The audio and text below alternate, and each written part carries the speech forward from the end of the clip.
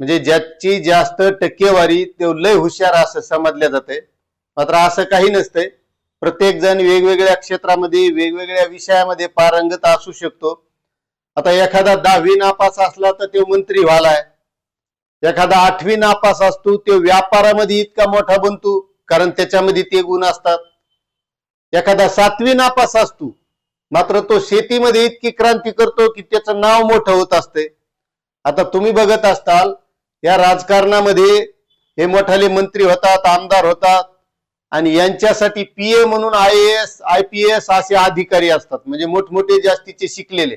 आता हे 10वी नापास असतो IAS अधिकारी याच्या हाताखाली असतील कारण त्याच्यामध्ये ती बुद्धिमत्ता होती म्हणून तो मंत्री झाला, आमदार झाला.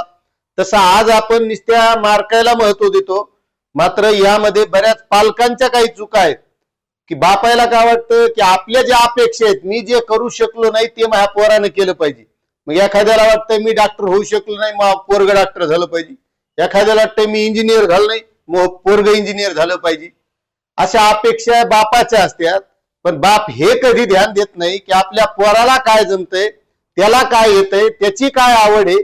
आणि आपण फक्त या टक्केवारीच्या गुणात्मक गोष्टीकडे पाहतो आणि त्यापुढे त्याचं करिअर जे करायचं त्याला असते ते न करायला लावता आपण दुसरीकडेच वळीतो आणि मग तिथं त्याला ते जमत नाही आणि नंतर वेळ गेल्याच्या नंतर जे करायचं होतं ते सुद्धा जमत नाही. त्यामुळे आता जर तुमचे कोणी विद्यार्थी मुलं कोणी पाहुणे जर 10वी 12वीला असतील तर त्यांच्यासाठी आता CBSE आणि NCERT न एक तमन्ना नावाचा कार्यक्रम आणलेला आहे.